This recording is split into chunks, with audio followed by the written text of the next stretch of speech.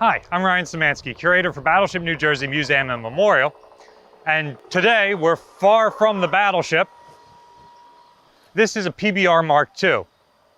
This PBR, or Patrol Boat River, is on display at Patriots Point, South Carolina, where in addition to the aircraft carrier Yorktown, the destroyer Laffey, and the many aircraft they have, they also have a Vietnam experience, which includes the ubiquitous PBR Mark II.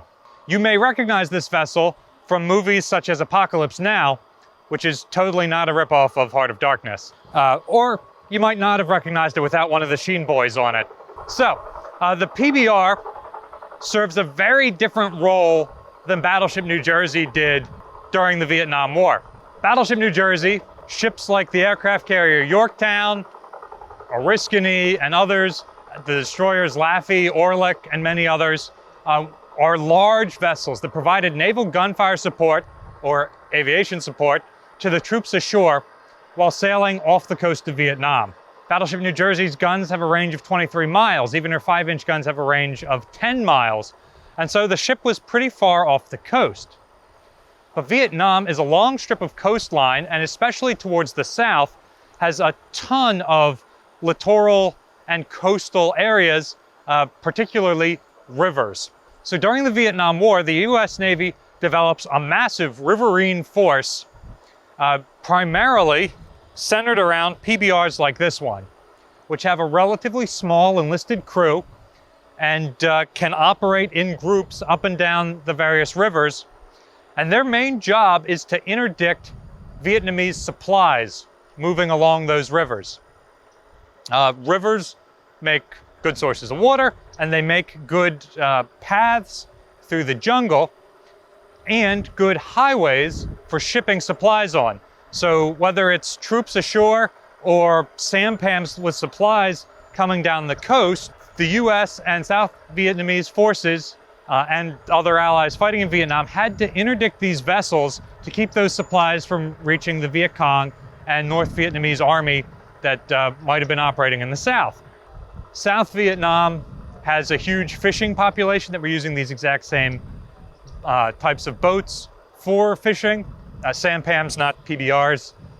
And so it was very important to check with these boats, inspect them, and make sure that they were in fact transporting war materials to be destroyed rather than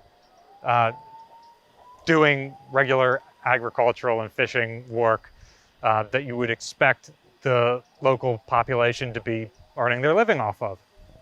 Much like the littoral combat ships of today, which are significantly larger, but much like them, these ships use a like jet ski-like water jet propulsor to get them through the water.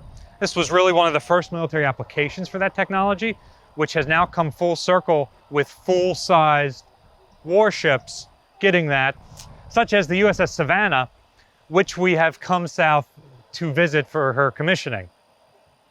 While we were in Brunswick, Georgia, where she's being commissioned, we decided to travel up here to Patriots Point, and since they have ships, aircraft, land vehicles, and this whole 2.5-acre Vietnam experience on their property, we spent a couple of days going around checking their stuff out. So if you're ever in the area, be sure to stop by and see their experience. I'm not sure any other museum ships do anything similar to this.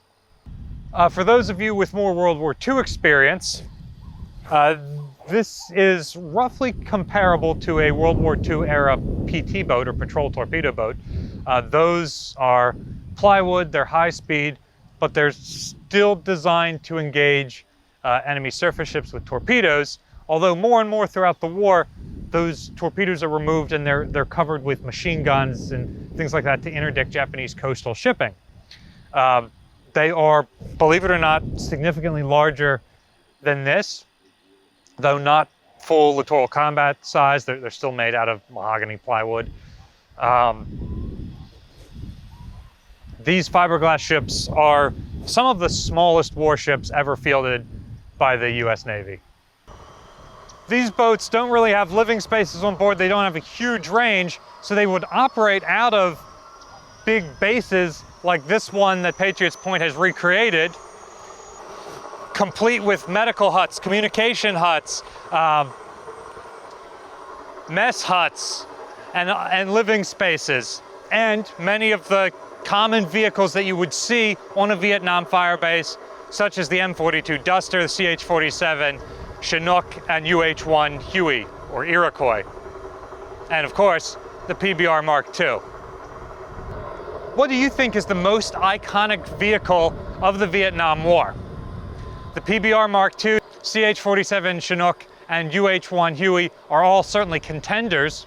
Battleship New Jersey only spent a year off Vietnam, so she's probably out. But let me know your thoughts in the comment section down below. Battleship New Jersey receives operating support from the New Jersey Department of State and also from a number of other businesses and private individuals like yourselves. We really appreciate your support.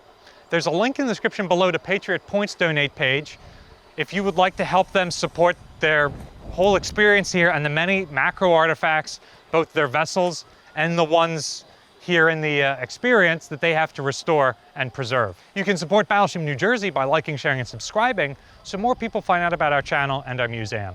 Thanks for watching.